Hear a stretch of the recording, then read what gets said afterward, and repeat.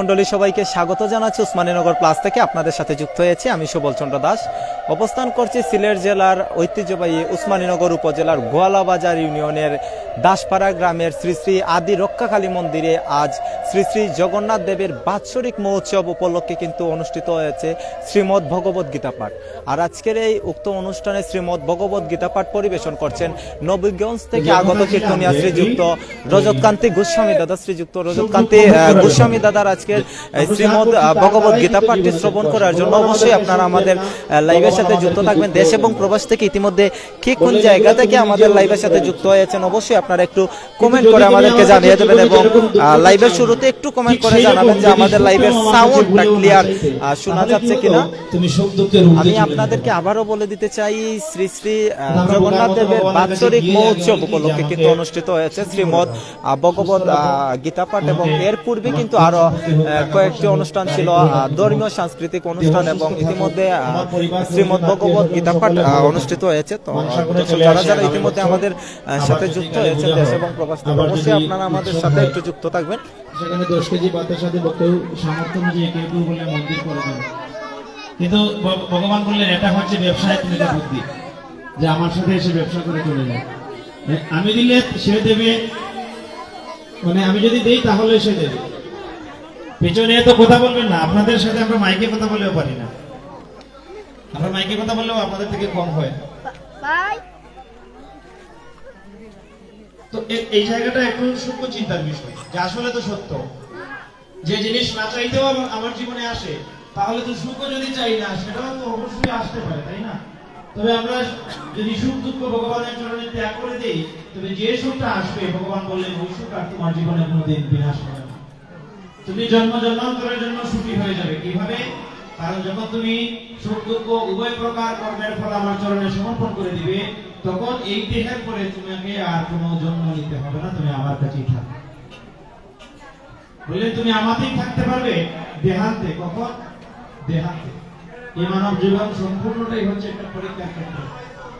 আজকে আমি মধ্যবয়সে আছি, আমার সাধন ভোজন আছে, আমি ভগবানের প্রিয়, তাই বলে ভগবান আমাকে কুলে তুলে নিবেন তা হচ্ছে না। ভগবান বললেন যতদিন বেঁচে আছো পরীক্ষা তোমার চলতে থাকবে। এর মধ্যেও কোনোদিন মৃত্যুর আগের দিনে তো আমি ফেল করলাম, মেরে বসতে পারি, আমার স্বভাব বদলে যেতে পারে, তখন কি হবে? আবার সংসার বন্ধনে পড়ে যেতে হবে।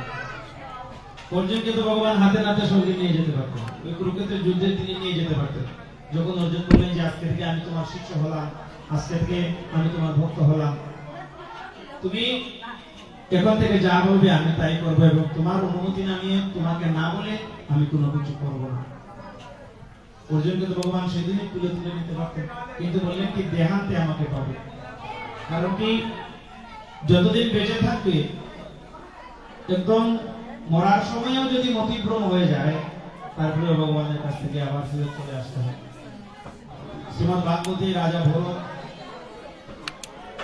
তিনি ব্রহ্মজ্ঞানী ছিলেন, সংসার পালন করেছেন, জীবনের 25 বছর ব্রহ্মচর্য এবং বিদ্যা শিক্ষা পরে 25 বছর তিনি 50 বছর পর্যন্ত সংসার ধর্ম নিয়ম মেনে পালন করেছেন। তারপরে 25 বছর তিনি বানপ্রস্থে কাটিয়েছেন, কিছু সংসারে কিছু ভগবানের নামে। সংসারের দায়িত্ব অনেকটা কমে এসে ভগবানের দিকে অগ্রসর হচ্ছেন। 75 বয়স পরে তিনি সম্পূর্ণ সংসার ত্যাগ করে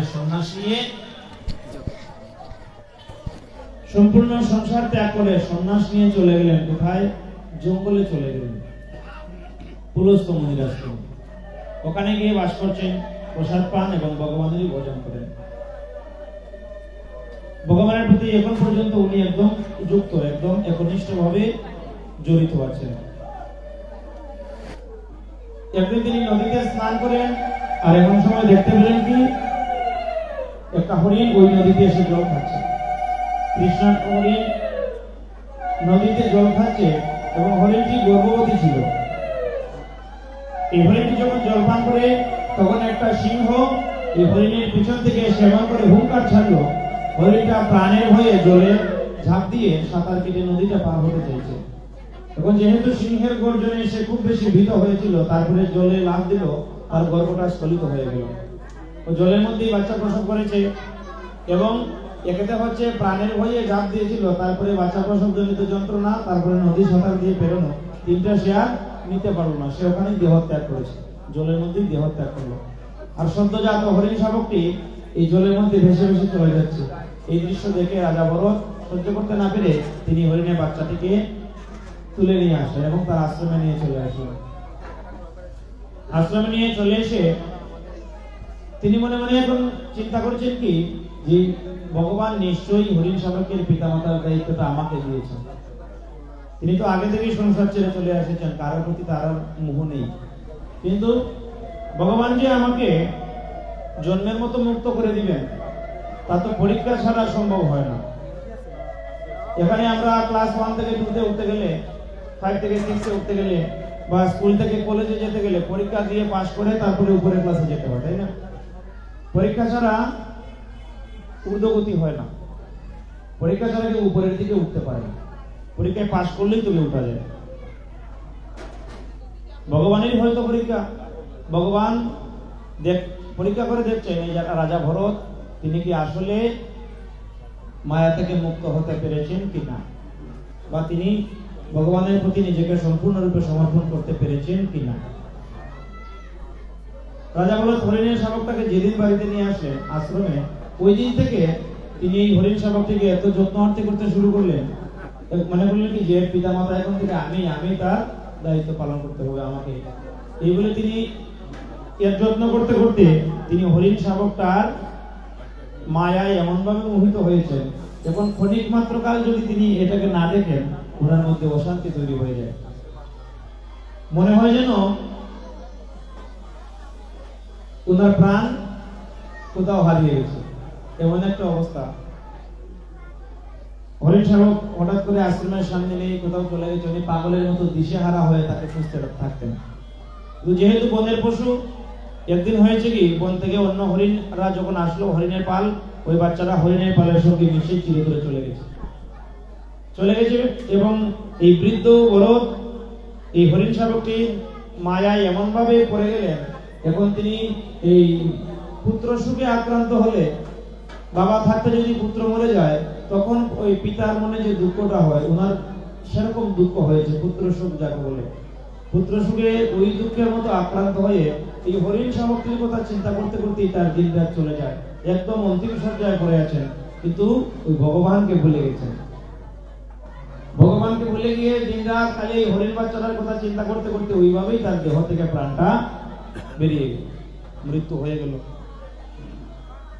তিনি তো ব্রহ্মজ্ঞানী ছিলেন, ভগবান তো তাকে এই পরীক্ষা না নিয়েই যদি দিব্যদান দিয়ে দিতেন, ভগবান যদি তাকে তার নিজের কাছে নিয়ে নিতেন, তাহলে রাজা ভরতকে যে পুনরায় মায়াতে এরকম জর্জরিত করতে পারে এই জিনিসটা তো সামনে আসতো না। তিনি সংসার যে কারণে ছাড়লেন ভগবানকে পাবেন বলে, কিন্তু পুনরায় সংসারের মায়াতেই এসে পড়ে গেলেন। ভগবান বললেন যে অন্তকালে আমার নাম চিন্তা করতে করতে বা আমার স্বরূপ ভাবতে ভাবতে বা মরার সময় যে যেই ভাবনা নিয়ে মরে, পরবর্তীতে সে ওইভাবেই একটা জন্ম লাভ করে। তো যে আমার কথা চিন্তা করতে করতে মরে অর্জুন, সে পরকালে আমাকেই লাভ করে, এই দেহের পরে সে আর কোনো জন্ম নিতে হয় না, সে আমাকে পেয়ে যায়। অর্জুন বলেছিলেন তাহলে এটা তো অনেক সহজ হয়ে গেল, তাহলে তো অনেক সহজ হয়ে যায় না, একটা লোক আজীবন পাপী ছিল, এখন মরার সময় সে তোমার নাম করে করে মরে গেল আর তুমি তাকে মুক্তি দিয়ে দিলে। ভগবান বললেন যে দেখো অর্জুন, যার যেমন অভ্যাস যার যেমন হয়ে যায়, অভ্যাস কিন্তু মানুষ ত্যাগ করতে পারে না, মানুষ অভ্যাসের দাস হয়ে যায়। অন্তিমকালে আমার নাম একজন নিবে তার কি কোনো নিশ্চয়তা আছে? যার যেমন অভ্যাস, ওই অভ্যাসই তাকে ওই চিন্তাটাই করাবে। যেমন শেষ অবধি রাজা ভরতের এই হরিণ শাবকের প্রেমে পড়ে গিয়ে, মায়ায় পড়ে গিয়ে এমন একটা অভ্যাস হয়েছিল যে সংসারের কথাও ভুলে গেলেন, ভগবানের কথাও ভুলে গেলেন, এই হরিণের বাচ্চাটার কথা চিন্তা করতে করতে প্রাণ ত্যাগ করলেন। পরিণামে তাকে হরিণ জন্ম নিতে হলো। আবার ভগবান বললেন কেউ যদি আমার কথা চিন্তা করতে করতে মরে, সে আমাকে পায়, তবে সেটা চেষ্টার দ্বারা। তোমার যদি অভ্যাস না থাকে ভগবানের নাম করবা, তাহলে মরার সময় কেমন করে নাম করবে? ভগবান অর্জুনকে এজন্য উপদেশ করেছেন, অর্জুন তুমি আমাতে মনকে স্থির করো, আমাতেই বুদ্ধি নিবেশিত করো, তাহলে কি হবে? দেহান্তে তুমি আমাকে থাকতে পারবে। যেমনটা অজামিল পেয়ে গেছিলেন নারায়ণ নারায়ণ যুক্তে যুক্তে মরণের সময় এই যমদূতকে দেখে তিনি নারায়ণ নারায়ণ নাম উচ্চারণ করেছিলেন, তবে সেটা ছিল তার ছেলে নারায়ণ।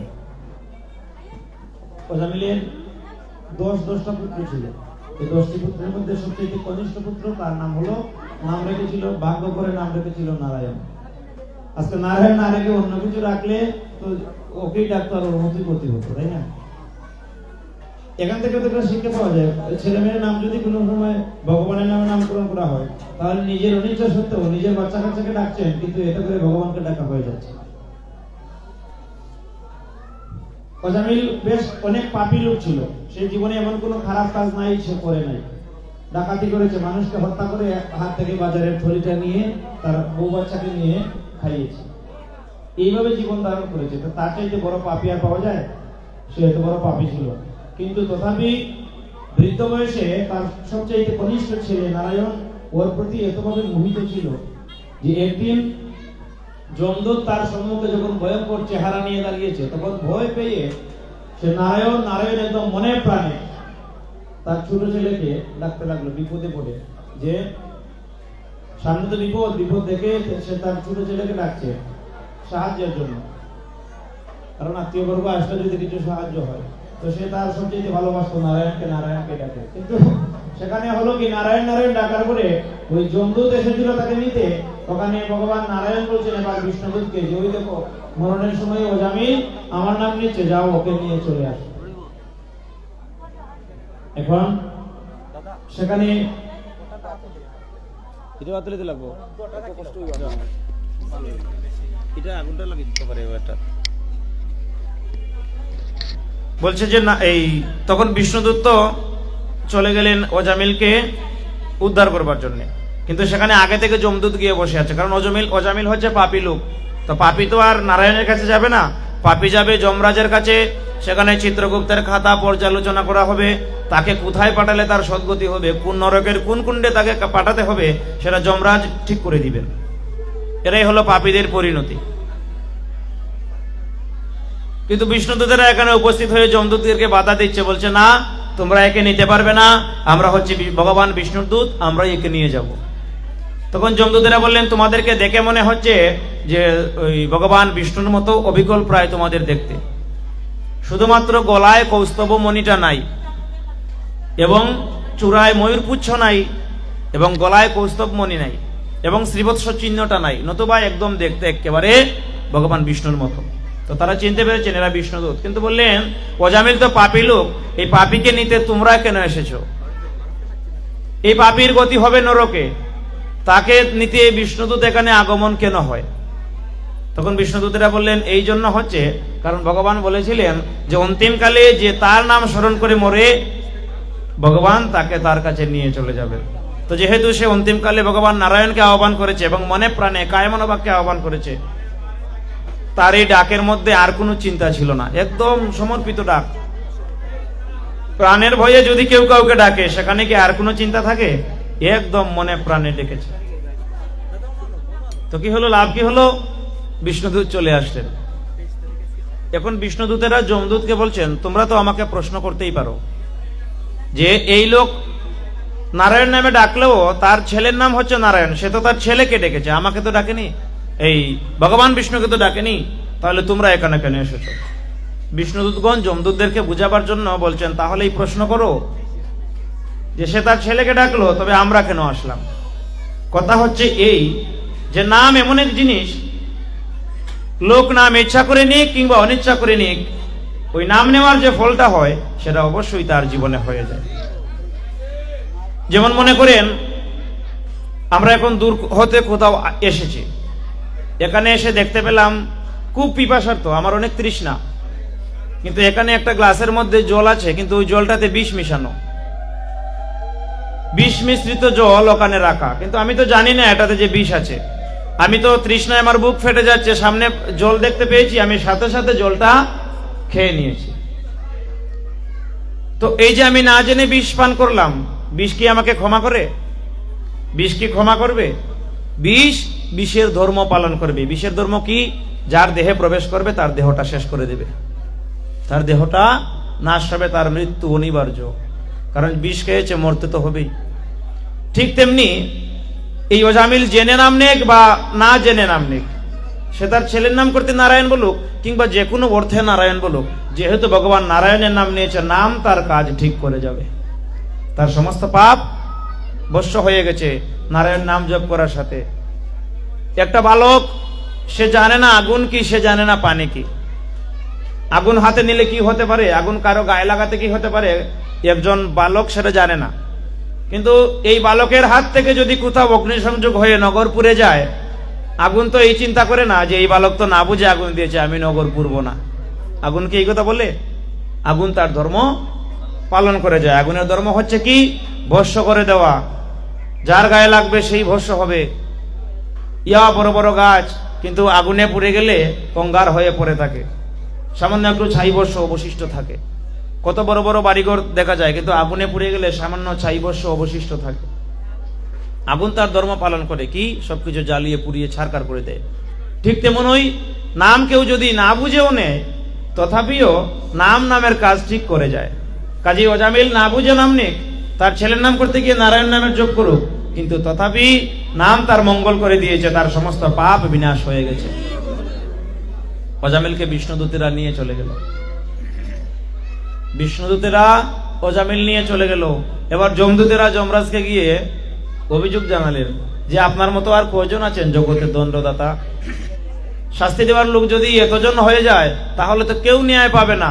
একজনের যাকে মনে হবে শাস্তি দিক, আরেকজন তাকে এসে বাঁচিয়ে নিয়ে চলে যাবে, তাহলে পাপী দণ্ড পাবে কি করে? তখন যমরাজ বললেন, আমার মতো আর কেউ নাই, তবে আমার ঊর্ধ্বে আছেন। আমি যার অধীনস্থ, ওই ভগবান বিষ্ণুর দূত তোমাদের কাছে এসেছিল, তো সেখানে আমারও কিছু করার নেই, আমিও তো তারই আজ্ঞাবহ দাস। এবং ইহা সত্য যে ভগবানের নাম নেয় তার সমস্ত পাপ বশ্য হয়ে যায়। ভগবানের নাম করলে, ভগবানের নাম কীর্তন করলে, ভগবানের নাম জপ করলে দেহের মধ্যে পাপ থাকতে পারে না। আর ভগবান নিজে বচন দিয়েছেন তার ভক্তকে যে অন্তিমকালে তার নাম স্মরণ করতে করতে মরে, সে তাকে লাভ করে। আবার বলেছেন, মরণের সময়ে যে যে ভাবনা নিয়ে মারা যায় সে পরবর্তীতে ওইভাবেই দেহ লাভ করে। যার ফলশ্রুতিতে রাজা ভরত পরের জন্মে হরিণ শাবক হয়ে জন্ম নিয়েছেন। এই যে হরিণের কথা চিন্তা করতে করতে মরলেন, হরিণ হয়েই পরবর্তীতে তার জন্ম হলো। কিন্তু ভগবান তো কৃপালু, ভগবান দয়ালু। তিনি পরীক্ষা করেছেন কাকে? ওই রাজা ভরতকে, যে দেখি তার সংসারের এখনো মোহ তাকে গ্রাস করতে পারে কিনা, সে এখনো মায়াকে জয় করতে পারে কিনা। এই কারণে হরিণ শাবককে তার কাছে পাঠিয়েছিলেন, কিন্তু তিনি সেই পরীক্ষায় ফেল মেরে দিলেন। তিনি পুনরায় এই হরিণ শাবকের মায়ায় পড়ে গেছিলেন, যে কারণে। কিন্তু অতীতে তার ভোজনটা শুদ্ধ ছিল, অতীতে তার ভোজনটা সত্য ছিল, বিদায় ভগবান এইটুকু কৃপা তার প্রতি বজায় রেখেছেন কি, যে হরিণ হলেও তার স্মৃতিশক্তি কিন্তু লোপ পায়নি। তার এখনো মনে আছে তিনি যে পূর্বজন্মে রাজা ভরত ছিলেন, এবং তিনি ব্রহ্মকে জানবার জন্য, তিনি ভগবানকে পাবার জন্য সংসার ত্যাগ করে সন্ন্যাসে এসেছিলেন। হরিণ শাবক হলেও আগের জন্মের কথা মনে আছে, তাই এখন কি করে? হরিণের পালের সাথে আর মিশে না। আবার নিজে নিজে মরতেও পারেন না, কারণ আত্মহত্যা মহাপাপ। ভগবান কৃপা করে যেও স্মৃতিটা জাগিয়ে রেখেছেন, এখন যদি নিজে নিজে মরে যায় তাহলে তো সেইটাও নাশ হতে পারে। পুনরায় চলে গেলেন সেই পুলস্ত্য মুনির আশ্রমে, যেখানে রাজা ভরত থাকতেন। আগের জন্মে যেখানে ছিলেন পুনরায় সেখানেই চলে গেছেন। সেখানে গিয়ে ওই মুনির প্রসাদ পান আর নিজের মৃত্যুর জন্য দিন গণতে থাকেন। সঠিক বয়সকাল উপস্থিত হলে মরবেন। এই জন্মেরও গত হলো। ভগবান কৃপা করে ওই যে তার এই ভ্রমটা নষ্ট হওয়ার পরে পশুজনিটা খণ্ডন হলো। কেন? কারণ তিনি যতদিন হরিণ দেহ নিয়ে বেঁচেছিলেন ততদিনই শুধুমাত্র অনুতাপ করেছিলেন। অনুতাপ করেছিলেন, ভগবানের কাছে সর্বদা ক্ষমা চেয়েছিলেন যে ভগবান আরেকটা সুযোগ দিলে আমার মধ্যে আর এরকম ভ্রম যেন না আসে, তুমি আমাকে সেই কৃপা করো। অনুতাপে তো পাপের খণ্ডন হয়। আর কেউ যদি অহংকার করে, আর সে যদি বড় ভক্তও হয়, সে যদি পুণ্যবানও হয়, অহংকারের দ্বারা তার পুণ্যটা নষ্ট হয়ে যায়। অহংকার পুণ্যকে খেয়ে ফেলে আমাদের জন্য নরকের দ্বার উন্মুক্ত করে দেয়। আবার অনুতাপ ওই ভিতর থেকে যদি অনুতাপ করে, অনুতপ্ত যদি হয়, ভগবানের কাছে যদি প্রতিনিয়ত ক্ষমা ভিক্ষা চায় নিজের কৃতকর্মের কারণে, তখন কি হয়, ওই তার পাপটা ধীরে ধীরে ধীরে ধীরে খণ্ডন হয়। তো ভগবান কৃপা করে পুনরায় রাজা ভরতকে ব্রাহ্মণ কুলে জন্ম দিয়েছেন, বিশুদ্ধ ব্রাহ্মণের ঘরে জন্ম দিয়েছেন। জ্ঞানী লোক, তার জ্যেষ্ঠ পুত্র হিসাবে জন্ম হয়েছে। কিন্তু তার তো আগের 2 জন্মের কথা মনে আছে। রাজা ভরত সেই জন্মটাও মনে আছে, হরিণ জন্ম সেটাও মনে আছে। এখন চিন্তা করছেন, আর যেন আমার পা না পিছলে যায়, আর আমি এই সংসার চক্রে পড়তে চাই না। আমি ভগবান পাবো পাবো বলে আমার 2 জন্ম দেরি হয়ে গেছে। আমাকে পশুজনিতে পর্যন্ত যেতে হয়েছে আমার কৃতকর্মের কারণে। আর যেন এমনটা না হয়। কি চিন্তা করলেন? সংসারের কোনো কর্মে, সংসারের কোনো বন্ধনে আর আমি জড়াবো না। তিনি নিজে ব্রহ্মজ্ঞানী, তার তো নতুন করে জ্ঞান লাভ করারও কিছু নাই। কিন্তু ব্রাহ্মণ তো আর সেটা জানেন না। তার জ্যেষ্ঠ পুত্র ব্রাহ্মণ চেষ্টা করছেন ছেলেকে বিদ্যা শিক্ষা দেওয়াবার জন্য। কারণ বিদ্যা শিক্ষা না পেলে ব্রাহ্মণের ছেলে সে কি করে খাবে? তার তো কিছু পাণ্ডিত্য অর্জনের প্রয়োজন আছে।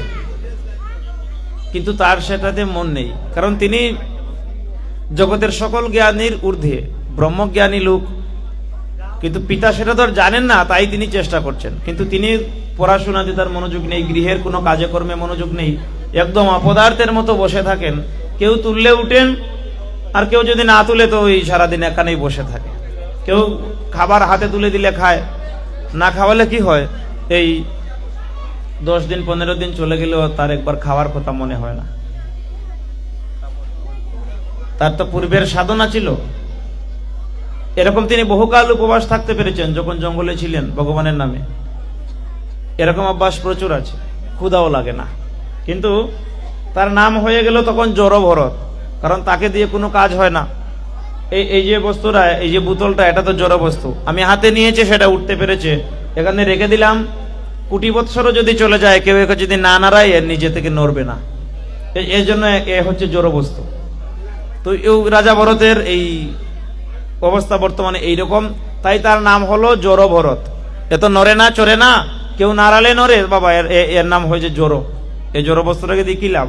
আর তার বিমাতার ঘরের ভাইয়েরা ছিল, তাকে বলছে যে একে সারাদিন বসে বসে গান্ডে পিন্ডে গিলানের কোনো প্রয়োজন হয় না, এত খেয়ে বরঞ্চ আমাদের নষ্ট করছে, কোনো কাজ করে না। একদিন সবাই মিলে একে তুল দিয়ে নিয়ে ওই তাদের ক্ষেতের মধ্যখানে বসিয়ে দিয়ে এসেছে, একটা উঁচু ঢিবির মধ্যে। ফসলের জমি, বনের পশু এসে ফসল নষ্ট করে, সে যদি ওখানে বসে থাকে, তাকে দেখলে পশু পাখি এসে এই ফসল নষ্ট করবে না, একটা তো কিছু কাজ হবে। ওখানে বসিয়ে রাখার পরে ওই জঙ্গলের মধ্যে একজন কাপালিক ছিল, তান্ত্রিক। সে নরবলি দেয় মায়ের চরণে, তন্ত্র সাধনায় সিদ্ধি লাভ করবে বলে সে ভদ্রকালীর উপাসনা করে। সে একজন মানুষকে সেখানে ধরে নিয়ে এসেছে, যাকে সে বলি দেবে আজকে মায়ের চরণে, মায়ের সম্মুখে আজকে নরবলি হবে। কিন্তু ভাগ্যক্রমে ওই লোকটা কিভাবে যেন বন্ধনমুক্ত হয়ে সেখান থেকে পালিয়ে গেছে। অন্ধকার রাত্রি তো, পালিয়ে গেছে। ওই তান্ত্রিকের অনুচরেরা তাকে আর ধরতে পারেনি। এখন ফেরার পথে দেখলো কি, এই রাজা, এই জড়ভরত ওই মাটির ডিবির উপরে বসে আছে। বলেছে একটা গেছে তো আরেকটা পেয়েছি, চল একেই আজকে মায়ের চরণে বলি দিয়ে দেব। এই জড়ভরতকে তারা ধরে নিয়ে বলি দিবার জন্য চলে গেছে। ডাকাত সর্দার ওই তান্ত্রিক কাপালিক, সেও মহা খুশি, বাহ, মায়ের সামনে বলি দিবার জন্য বেশ নাদুস নদুস একজনকে পাওয়া গেছে। কিন্তু দেবী ভদ্রকালী তিনি দেখতে পেলেন, এই যে ব্রহ্মজ্ঞানী ব্রাহ্মণ, একে যদি আজকে আমার সামনে বলিদান করে, তাহলে কলঙ্কের শেষ থাকবে না জগতে। যখন এই ভরতকে স্নান টান করে এই সিঁদুরের ফুটা টুটা দিয়ে ওই বলি দিবার জন্য প্রস্তুত করেছে, যখন খড়গটা নিবে, তখন মা স্বয়ং মাটির মূর্তি পরিহার করে দেবী ভদ্রকালী হাতের খড়গ নিয়ে তাদের সম্মুখে উপস্থিত। একে একে সব কটাকে এখানে মা বলি দিয়ে দিয়েছেন, সব কটা অসুরকে ধ্বংস করেছেন, রক্ষা করেছেন এই জড় ভরতকে। কারণ ইনি তো ব্রহ্মজ্ঞানী ব্রাহ্মণ। মায়ের সামনে যদি এহেন অপকর্ম করে ফেলে এরা, তাহলে এ কলঙ্ক রাখাবার আর জায়গা থাকবে না। দেবী স্বয়ং তাকে বন্দনা করেছেন যে এমন ভক্ত, এমন ব্রহ্মজ্ঞানীকে দেবতারা পর্যন্ত শ্রদ্ধা করেন। তো ওই দিনে কি হয়েছে, আর একজন রাজা রথে করে যাচ্ছেন। রথে করে যাওয়ার পথে একজন রথ টানার লোক অসুস্থ হয়ে গেছে। কি হয়েছে, একে পেয়ে একেই নিয়ে যাচ্ছে রথ টানার জন্য। এখন তো নিত্য যারা এই রথ বহে বেড়ায়, পালকি বয়ে বেড়ায় যারা, তারা তো একটা তালে হাঁটতে পারে, কিন্তু তিনজন এক তালে হাঁটে, এই একজনের তালে মিল থাকে না। এখন রাজা ভিতর থেকে বললেন কি যে, কিরে বাবা, তোমার চেহারা তো প্রকাণ্ড, ভাত খেতে তো আর কম খাও না, কাজ করতে তো পারো না দেখি, এরকম বলে ঠাট্টা উপহাস করছেন। কিন্তু এই চারটা উপহাসের উত্তরগুলো এমন ভাবে আসলো, শেষ পর্যন্ত রাজা আর পালকিতে বসে থাকতে পারলেন না, নিচে নেমে আসতে বাধ্য হলেন এবং জিজ্ঞেস করলেন আপনি কে। কিন্তু সে তো কোনো পরিচয় দেয় না, মলিন চেহারা, ধুলা বালিতে একদম, স্নান নাই, টান নাই, কিছু নেই, তার তো সংসারের কোনো কিছুতে মোহ নাই, তিনি সর্বদা অন্তরে শুধু ভগবানের চিন্তাই করেন।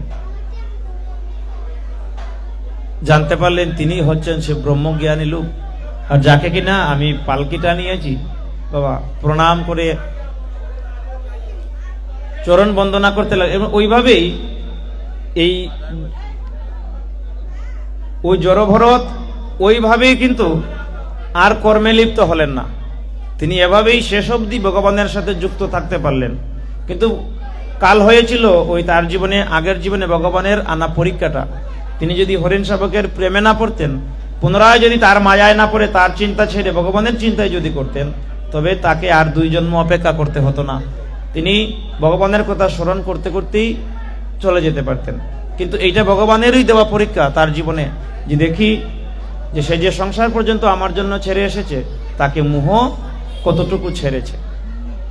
তো ভগবানের কথা চিন্তা করলে ভগবানকেই পাওয়া যায়, শাস্ত্র তারই প্রমাণ দেয়। আবার ভগবান যে বললেন যে যে ভাবনা নিয়ে মরবে সে ওইভাবে জন্ম নেবে, শাস্ত্র তারও প্রমাণ দিয়েছে। তিনি হরিণ শাবকের চিন্তা করেছিলেন বলে হরিণ হয়েই জন্মেছেন। আবার অজামিল সে মহাপাপী ছিল, কিন্তু মৃত্যুর সময়ে সৌভাগ্যক্রমে তার একটা ছেলের নাম নারায়ণ ছিল বলে নারায়ণ নারায়ণ জপতে জপতে সে ভগবান নারায়ণকে পেয়ে গেল, তার আর সংসারে কোনোদিন জন্ম নিতে হলো না। মূলত এই সংসারটা দুঃখময়, এই সংসারটা মূলত দুঃখময়। এখানে আমরা সুখের আশা করি, এটাই হচ্ছে বোকামি। 2 দিনের সুখের আশা করে ভগবানের কাছে চাওয়ার পরে কি হয়, অনন্তকালের জন্য দুঃখ নিয়ে ফিরে আসতে হয়। ভগবান বলেন আমার তো কিছু করার থাকে না বাবা, তুমি যখনই আমার কাছে কিছু চাইলে তখনই তোমার পুণ্য পাপ উভয়টা তোমার কাছে চলে যায়। আর যেহেতু আমাদের জীবনে পাপ বেশি, মনের দ্বারা পাপ করছি, হিংসা হয় না যে আজকে দেখো আরেকজন ভালো চলছে, আমার কেন ভালো হয় না, এই যে হিংসার দ্বারা আমার পাপ হচ্ছে। চোখের দ্বারা পাপ হয়, চোখে দেখে মনে মনে কাউকে নিয়ে কুচিন্তা কুভাবনা ভাবছি, তো এখান থেকে পাপ হয়ে যাচ্ছে। দৃষ্টির দ্বারা পাপ হচ্ছে, মনের চিন্তার দ্বারা পাপ হচ্ছে, হাত পায়ের দ্বারা পাপ হচ্ছে। মানে মূলত আমাদের জীবনে যদি পুণ্য 1 ভাগ থাকে তো 99 ভাগ পাপ থাকে, তাহলে দুঃখ আমার জীবনে আসবে না, তো দুঃখ কার জীবনে আসবে? দুঃখ আসেই তো পাপের ফলে, আর এই সুখ আসে পুণ্যের ফলে। তো যেহেতু এইটুকু যদি চিন্তা করি ভগবানের কাছে দুঃখ চাই না, তারপরেও বারবার জীবনে দুঃখ আসে, তাহলে যে জিনিস না চাইতেও পাওয়া যায় তা আমি ভগবানের কাছে কেন চাইবো? তাহলে আমি সুখই তোমার কাছে কেন চাইবো? ভগবান বললেন তোমার সুখ আর দুঃখ উভয়টি তুমি আমার চরণে সমর্পণ করে দাও, তোমার অতীত বর্তমান ভবিষ্যৎ। ভগবান বললেন সর্বান্তকরণে তুমি আমার শরণ লও। মনমনা ভব ভক্ত মজ্জাজিমাং নমস্কুরু। আবার বললেন সর্বধর্মান পরিত্যজ্য মামেকং শরণং ব্রজ অহং তাং সর্ব পাপে মোক্ষয়িষ্যামি মা শোচ। তুমি সবকিছু ত্যাগ করো, যদি আমার শরণে সর্বদা স্থির থাকতে পারো, আমাতে যদি তোমার মন স্থির থাকে তবেই তুমি আমাকে পাবে। কিন্তু আমার তো মন স্থির থাকে না।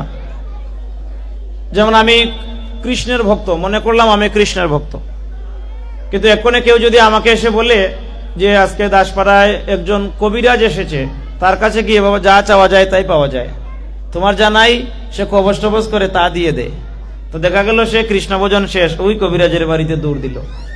কি জন্যে? জাগতিক মঙ্গলের জন্যে। মঙ্গল হবে, ভাগ্য বদলে যাবে। তো আমার মন এইরকম অস্থির, এই পরিমাণে অস্থির যে শুধু কৃষ্ণ ভালোবেসে আমি স্থির নয়, শুধু কৃষ্ণের চরণে মন প্রাণ সমর্পণ করিয়ে নিজের দায়িত্ব দিয়ে আমি স্থির থাকতে পারি না, নিশ্চিন্ত থাকতে পারি না। তাহলে কৃষ্ণ কেন আমার দায়িত্ব নেবেন? ভগবান তারই দায়িত্ব নেন, ভগবান তারই দায়িত্ব নেন যে সর্বান্তকরণে তার সমস্ত দায় দায়িত্ব তার চরণে সঁপে দিয়েছে। ভগবান বলেন এবং আমি তাকে তার যা নাই তাকে আমি তা দিয়ে দিই। যে ভক্ত সমস্ত দায়িত্ব আমার চরণে সমর্পণ করেছে, ওই ভক্তের জীবনে যা নাই তার অভাবটা আমি পূরণ করি, এবং আমি আমার ভক্তকে যে জিনিসটা দেই তার কোনোদিন বিনাশ হয় না, তার রক্ষণাবেক্ষণও আমি নিজে করি। তো আমরা যে ভয় করি না যে থাকতে পারবো কিনা, বাঁচতে পারবো কিনা, বা আজকে আমার ধন সম্পত্তি আছে এগুলো আজীবন থাকবে কিনা, এই যে একটা ভয় আছে না, আমার প্রত্যেকের মনে ভয় আছে। ভয়টা কিসের? নিজের পতন সম্পর্কিত ভয়। যদি মরে যাই, যদি মেরে ফেলে, যদি থাকতে না পারি, যদি নষ্ট হয়ে যায়, এই যে ভয়, ভগবান বলেন আমার ভক্ত যে, আমার ভক্তের মনে ভয় থাকে না।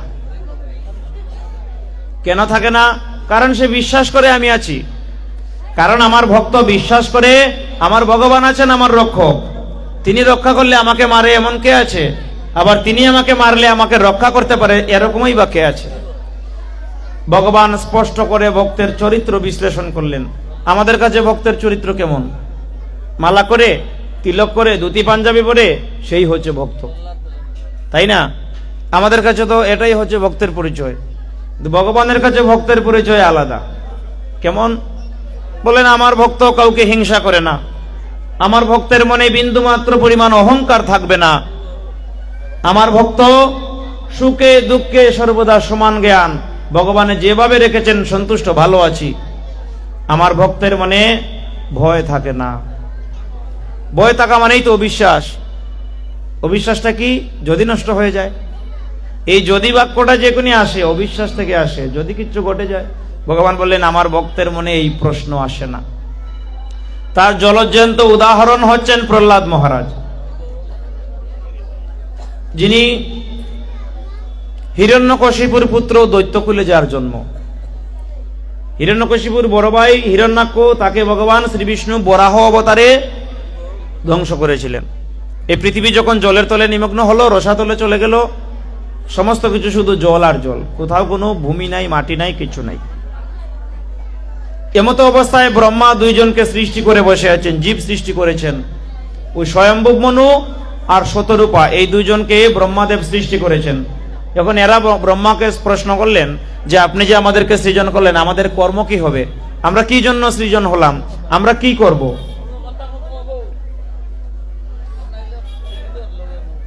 আমরা কি করব? আমাদের কর্ম কি হবে? আমাদের উচিত অনুচিত কর্তব্য কি? তো ব্রহ্মা তাদেরকে বললেন তোমাদের কর্তব্য হলো তোমরা প্রজা সৃষ্টি করো, তোমরা লোকবৃদ্ধি করো, এটাই হচ্ছে তোমাদের কাজ, বংশবৃদ্ধি করা। তো বংশবৃদ্ধি করা যদি আমাদের কাজ হয়, তাহলে আমরা থাকবো কোথায়? চারদিকে জল, কোথাও মাটি নেই, কোথাও বাস করবার মতো জায়গা নেই, আর আপনি আমাদেরকে সৃজন করে বসে আছেন, বলছেন আমরা প্রজাবৃদ্ধি করব। কেমন করে? তখন ব্রহ্মা চিন্তা করলেন আসলে তো সত্য, এরা থাকবে কোথায়? পৃথিবী তো জলমগ্ন, আর রসাতলে চলে গেছেন প্রলয় হবার পরে। তখন ব্রহ্মা আবার সেই ভগবান বিষ্ণুর উপাসনা করতে লাগলেন, তপস্যা করতে লাগলেন।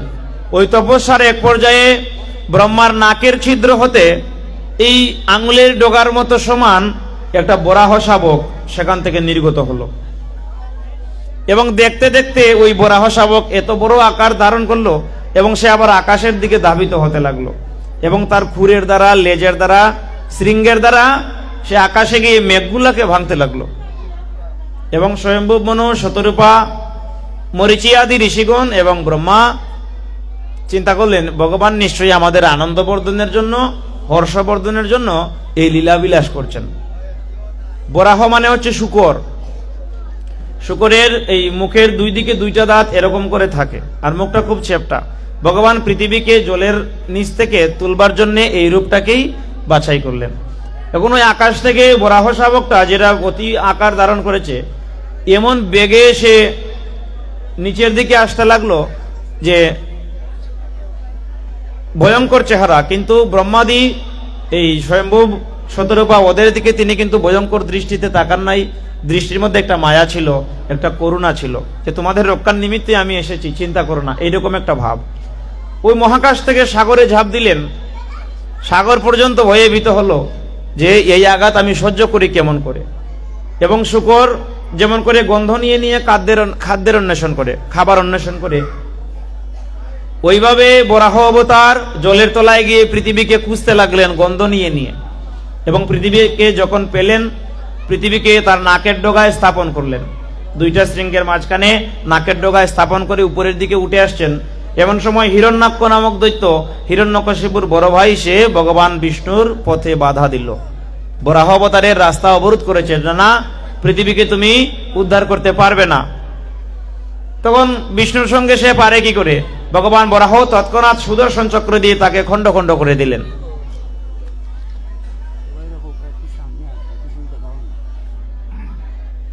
আরে তো মোটামুটি নাই আর জায়গা, মানে পুরুষ লোক যারা আছেন আনতে পারেন সামনে।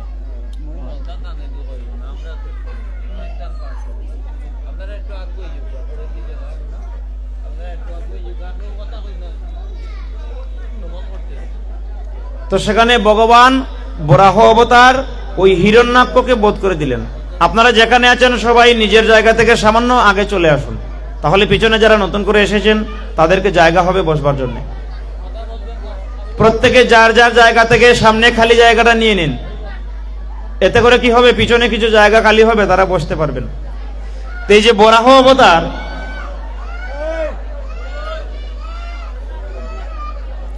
হিরণ্যাক্ষ, দয়া করে কথা বলবেন না, একটু নিরিবিলি জায়গা করে দিলেই তো হয়।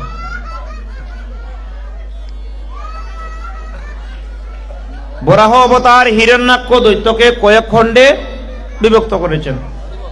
হিরণ্যাক্ষকে বধ করলেন কে? বিষ্ণুর বরাহ অবতার। ভগবান তো বারবার অবতীর্ণ হচ্ছেন, কোনো কারণ ছাড়া তো আসেন না, আমাদের জন্যই আসেন। এই যে মানুষ থাকবে, তার সৃষ্ট জীব থাকবে, পৃথিবীর তলায় চলে গেছে, তিনি সেটাকে রক্ষা করবার জন্য বরাহ রূপ ধারণ করলেন। তো যেহেতু হিরণ্যকশিপুর বড় ভাই, তাকে বিষ্ণু হত্যা করেছেন হিরণ্যাক্ষকে, এখন হিরণ্যকশিপু হয়ে গেছে জন্ম থেকে একেবারে বিষ্ণু বিদ্বেষী। সে বিষ্ণুকে দেখতে পারে না, সহ্য করতে পারে না। ভগবান বরাহ জলের উপরে, সমুদ্রের উপরে পুনরায় পৃথিবীকে প্রতিস্থাপন করলেন। জলের ভিতরে একটা কুণ্ডলী সৃষ্টি করে ওইখানেই একটা বলের মতো করে এই পৃথিবীকে বসিয়ে রাখলেন। জলের উপরে যেরকম বেলুন ভাসে, এই এত জলের উপরে পৃথিবীটা, এত ভারী পৃথিবী, যেখানে সামান্য একটা ইটের টুকরা যদি পড়ে জলের তলায় চলে যায়, কিন্তু সমগ্র পৃথিবীকে ভগবান জলের উপরে ভাসিয়ে রাখলেন, স্থাপন করে, নিজে স্থাপন করে সেখান থেকে অন্তর্হিত হলেন। আর হিরণ্যকশিপু ওই দিন থেকেই বিষ্ণুর শত্রু হলো। সে বিষ্ণু পূজা কেউ করে, এই খবর শোনা মাত্র তার মৃত্যুদণ্ড। হিরণ্যকশিপু স্বর্গরাজ্য দখল করেছে, দেবতাদেরকে বিতাড়িত করে দিয়েছে, স্বর্গ থেকে দেবতাদের দিয়েছে ভাগিয়ে, যুদ্ধে পরাজিত করে। এখন দেবতারা তারা পর্যন্ত হিরণ্যকশিপুর দাসত্ব করছেন, হিরণ্যকশিপুর আজ্ঞাবহ দাসের মতো দিন কাটাচ্ছেন, তাকেও নমস্কার করে করে দিন কাটাচ্ছেন। আর ভগবানকে স্মরণ করেন যে কোন দিন ভগবান তুমি আসবে আর আমাদের এই দুর্গতির বিনাশ হবে।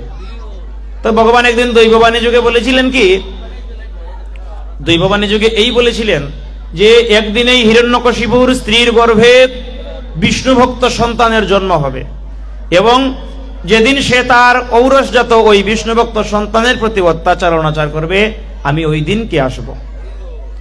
তখন দেবতারা নিশ্চিন্ত হলেন, বাবা কোনোদিন আসবেন না, তার চাইতে একদিন আসবেন বলেছেন।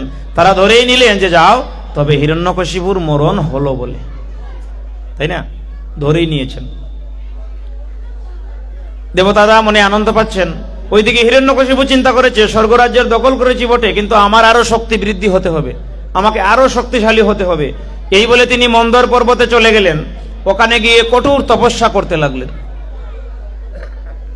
কঠোর তপস্যায় যখন গেলেন, তখন ফাঁকতালের দেবতারা এসে আবার স্বর্গ দখল করেছেন। হিরণ্যকশিপু তো স্বর্গে নেই, পুনরায় দখল করেছেন, এবং ইন্দ্র করছেন কি, ওই হিরণ্যকশিপুর স্ত্রীকে তিনি তুলে নিয়ে যাচ্ছেন। স্ত্রীকে তুলে সেখান থেকে অপহরণ করছেন। তো নারদ মুনি এই দৃশ্য দেখে তার রাস্তা আটকালেন। রাস্তা আটকে বললেন, আপনি হচ্ছেন দেবরাজ ইন্দ্র, আপনি যুদ্ধ জয় করে পরস্ত্রী হরণ করে নিয়ে যাচ্ছেন, এটা কি মানায় আপনাকে?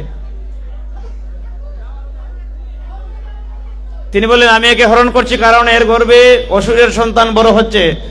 এই স্ত্রী যেদিন তার সন্তানকে জন্ম দিবে, তারপরে আমি একে মারবো, তারপরে একে মুক্ত করে দিব। নারদ মুনি মানা করলেন যে দেবরাজ, আপনি কিছুতেই এর গর্ভের সন্তানকে মারতে পারবেন না, কারণ এর গর্ভে বিষ্ণু ভক্ত সন্তানের জন্ম হচ্ছে, বিষ্ণু ভক্তের বৃদ্ধি হচ্ছে এর গর্ভে। যখন এই সংবাদ জানতে পারলেন, তখন ইন্দ্র হিরণ্যকশিপুর স্ত্রীকে চতুর্দিক প্রদক্ষিণ করতে করতে সপ্ত প্রদক্ষিণ করে গর্ভস্থ শিশুটিকে প্রণাম করে তাকে মুক্ত করলেন। এবং নারদমুনি তাকে নিয়ে নিজের আশ্রমে চলে গেলেন। মা ডাকলেন যে মা, তুমি আমার আশ্রমেই থাকবে যতদিন না তোমার স্বামী তপস্যা করে ফিরে আসে। এবং তার উদ্দেশ্য হলো কি, এমন সুযোগ তো আর জীবনে আসবে না, তো আমি এবার এই গর্ভধারিণী মা এবং গর্ভস্থ সন্তানকে হরিকথা তিনি প্রতিদিন শোনাতে লাগলেন। তিনি যখন প্রহ্লাদের মাকে হরিকথা বলেন, তখন পেটের দিকে তাকিয়ে প্রহ্লাদকে উদ্দেশ্য করেও হরিকথা বলতেন। এজন্য মাতৃগর্ভে থেকে থেকেই তিনি ব্রহ্মজ্ঞান, হরিকথা জ্ঞান লাভ করে ফেললেন। তার কাছে মনে হলো সংসার বলতে সবকিছু অনিত্য, এখানে ব্রহ্মই সত্য, জগৎটা মিথ্যা। ওইদিকে সাধনায় সিদ্ধি লাভ করলেন হিরণ্যকশিপু। বর চাইলেন কি, যে ব্রহ্মাকে বর চাইলেন যে তুমি আমাকে এমন বর দাও যেন আমাকে কেউ মারতে না পারে, আমার যেন আকাশেও মরণ হয় না, আমার যেন মাটিতেও মরণ হয় না, আমার যেন জলেও মরণ হয় না, আমাকে যেন এমন কেউ মারতে না পারে যাকে তুমি সৃষ্টি করেছো, আবার আমাকে যেন এমন কেউ না মারতে পারে যাকে তুমি কোনোদিন সৃষ্টি করবেও না। একদম আটগাট বেদে অমরত্বের বর যাকে বলা হয়, মানে কোনোভাবেই যেন মরণ না হয়, কোনোভাবে যেন মরণ না হয়, একদম আটগাট বেদে বরটা চাইলেন। তথাস্তু বলেছেন ব্রহ্মা। কারণ এই সাধনা করে অসুরেরা বারবার বর লাভ করে, দেবতারাই বরদান করেন, পরে আবার দেবতাদেরকেই দুর্ভোগ পোহাতে হয়। ব্রহ্মা বর দিয়েছেন মহিষাসুর থেকে শুরু করে সকলকে, পরে এর প্রতিফল ভোগ করতে হয় স্বর্গের দেবতাদেরকে। তারা আবার গিয়ে ব্রহ্মার কাছে কাঁদেন, ব্রহ্মা আবার ওই ভগবান নারায়ণের কাছে যান, ওখান থেকে উপায়ান্তর একটা হয়। তো উপায় তো হচ্ছে কি, হিরণ্যকশিপু একদিন মরবে। কোন দিন মরবে? তার গর্ভের সন্তান যেদিন, তার উপরে যেদিন, কৃষ্ণ ভক্ত সন্তানের উপরে যেদিন অনাচার হবে। তো কথা হচ্ছিল কি, যে ভগবানের ভক্তের মনে ভয় থাকে না, এই কথা থেকেই এত কথা আসলো।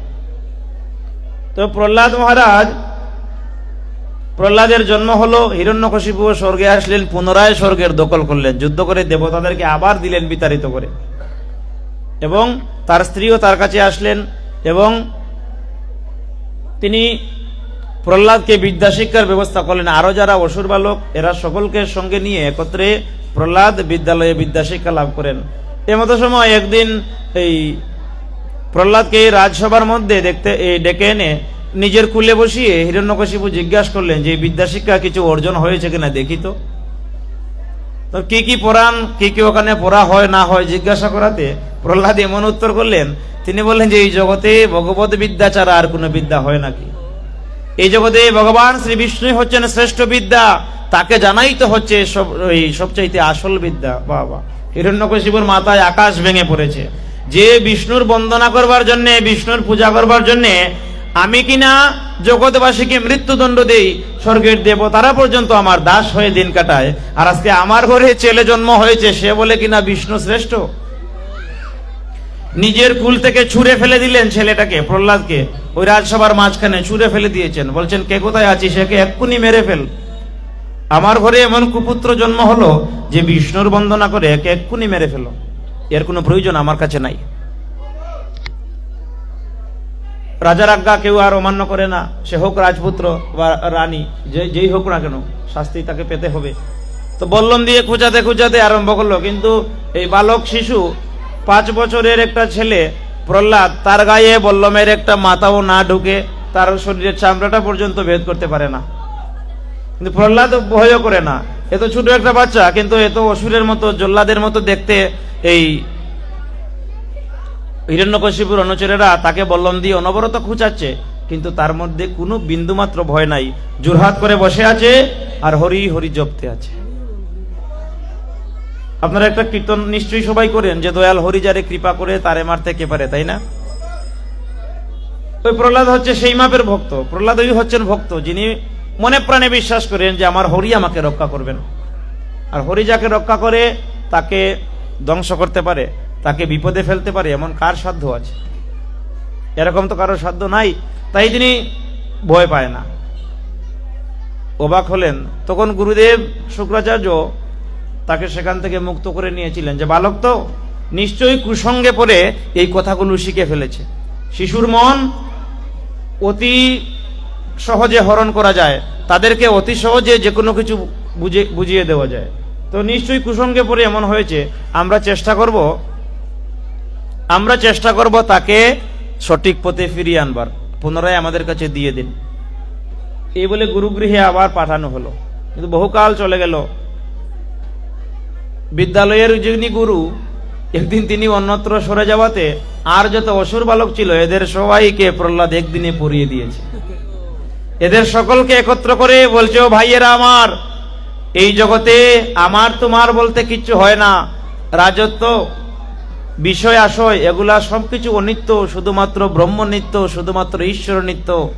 ওই শ্রী হরির চরণ বন্দনা করাই হচ্ছে আমরা দেহধারীগণের প্রধান কাজ। তখন তারা আবার বলছেন কি, যে এই কথাগুলো তুমি জানলে কোথা থেকে? অন্যান্য অসুর বা লোক তাকে বলছে, এসব তুমি কোথা থেকে জানলে?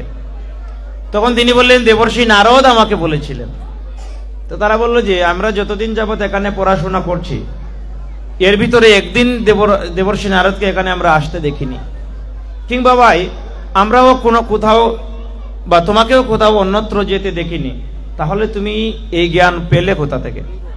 যদি তার একটা দৃষ্টান্ত বা প্রমাণ দিতে পারো, তবে আমরা তোমার কথায় বিশ্বাস করব, নতুবা তারা বিশ্বাস করছে না।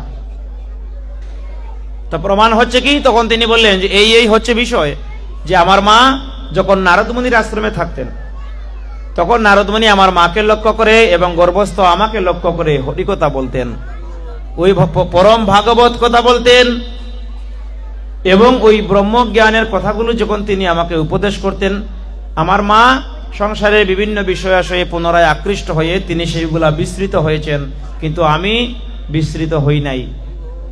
আমার স্মৃতিতে সম্পূর্ণ কথা এখনো গাথা আছে। তাই তোমাদেরকে বলছি, তিনি অসুর বালকদেরকে একদম সাধু সন্ন্যাসী বানিয়ে দিচ্ছেন। এখন গুরুদেব ফিরে এসে পুনরায় আরেকদিন যখন এই হিরণ্যকশিপু ডাকলো, তখন দেখা যায় শুধু একজন না, এই সারা বিদ্যালয়ের সকল অসুর বালকগণ আজকে কৃষ্ণ ভক্ত হয়ে গেছে। সাধু সঙ্গের এমন হচ্ছে মহিমা। মানুষ তো সঙ্গের দোষে ভালো হয়ে যায়, সঙ্গের গুণে ভালো হয়, আবার সঙ্গের দোষে নষ্ট হয়ে যায়। যার যেমন সঙ্গ তার তেমন প্রকৃতি, তার তেমন স্বভাব। যেমন সঙ্গ করে তেমনই গতি লাভ হয়। চুরের সঙ্গ করলে দেখা যায় সাধুও যদি থাকে, 2 দিন 3 দিন 4 দিনের মাথায় তার সঙ্গে সেও চুরি করতে বেরিয়ে পড়ে। আবার সাধুর সঙ্গে যদি কেউ থাকে, সে দেখবেন কি সেও এক সময় চুরি চামারি ছেড়ে দিয়ে সাধুদের সঙ্গ করে আনন্দ লাভ করে। সাধু সঙ্গের এমন গুণ যে সাধুর দর্শনেই জগতের জীব পবিত্র হয়ে যায়। গঙ্গার স্পর্শ হইলে পশ্চাতে পাবন, আর দর্শনে পবিত্র করো, এই তব গুণ। এটাই হচ্ছে সাধু সঙ্গের গুণ, এটাই হচ্ছে বৈষ্ণবজনের গুণ। তো যেখানে বিষ্ণু ভক্ত প্রহ্লাদ নিত্য বাস করেন, সেই বিদ্যালয়ের সকল সহপাঠীর মধ্যেও তার প্রভাব ছড়িয়ে গেল। এরা সকলে বিষ্ণু ভক্ত হয়ে গেছে। বিষ্ণু ভক্ত হয়ে গেল। এখন আজ্ঞা হয়েছে হিরণ্যকশিপুর যে আর সুযোগ দেওয়া চলবে না, এদেরকে মেরে ফেলো। জ্বলন্ত অগ্নিকুণ্ডে প্রহ্লাদকে তুলে ফেলে দেওয়া হয়। প্রহ্লাদ একবার বলে না যে পিতা আমাকে ক্ষমা করে দাও, আমি আর জীবনে বিষ্ণুর নাম বলবো না। কখনো একটিবারের জন্য প্রহ্লাদ মহারাজ সে কথা বললেন না যে আমি আর কৃষ্ণ নাম করব না, বিষ্ণু নাম করব না, আমি আর হরি হরি করব না, তুমি দয়া করে ক্ষমা করে দাও। পিতার কাছে এই বাক্য তো একটাবারের জন্য বলেননি, বরঞ্চ তিনি তার জায়গায় স্থির যে তোমার যা কিছু করার করো। বিষ্ণু নাম নিতে গিয়ে যদি আমার আগুনে পুড়ে মরে যেতে হয়, আমি মরে যেতে পারবো, আমার কোনো অসুবিধা নেই। আর আবার বিষ্ণু যদি আমাকে এসে রক্ষা করেন, শ্রী হরি যদি আমাকে এসে রক্ষা করেন, তাহলে পিতা আপনি আমাকে যেখানেই ফেলেন না কেন আমার কোনো ক্ষতি হবে না। মনে প্রাণে এই বিশ্বাস করে বলে, মনের মধ্যে ভয় ছিল না বলে অগ্নিকুণ্ডে ফেলে দেওয়া হলেও তার মরতে হলো না। আগুনের মধ্যে থেকেই ব্রহ্মা তাকে কুলে করে বসে আছেন। তাকে গভীর সমুদ্রে ফেলে দেওয়া হলো বস্তাবন্দি করে। সাগরের জলে যদি কেউ ডুবে যায়, জলের তলায় মানুষ কতক্ষণ বাঁচতে পারে? যে সাঁতার জানে না তাকে জলে ফেলে দিলে সে মরে যাবে, এটাই বাস্তব। কিন্তু তাকে একদম হাত পা বেঁধে তাকে জলের মধ্যে, সাগরের জলে ফেলা হলো। একবার বলল না আমাকে এই দণ্ড দিও না, আমি আর কৃষ্ণ নাম বিষ্ণু নাম করবো না, আমি আর হরি নাম করবো না, আমাকে ক্ষমা করে দাও। হিরণ্যকশিপুকে এই কথা তো বললো না। কেন বললো না? কারণ সে ভয় করে না কাউকে, তার সমর্পণ আছে ভগবান শ্রী বিষ্ণুর চরণে। তোমরা আমাকে কি বা করতে পারো। এইটুকু দৃঢ়তা সম্পন্ন ছিলেন প্রহ্লাদ। এজন্য ভক্তের মনে ভয় থাকতে পারে না, এই কথার পরিপ্রেক্ষিতেই প্রহ্লাদ চরিত্রটা সম্মুখে চলে আসে। যে প্রহ্লাদ ওই ছিলেন ভক্ত, যিনি ভগবানের চরণে নিজেকে সম্পূর্ণরূপে সমর্পণ করেছিলেন। তার দায় দায়িত্ব, তাকে রক্ষা করার ভার, তাকে ধ্বংস করার ভার সবকিছু বিষ্ণু চরণে সমর্পণ করেছেন। তাহলে তাকে ধ্বংস করতে পারে কার সাধ্য? আর আমরা যদি ইয়ে করি,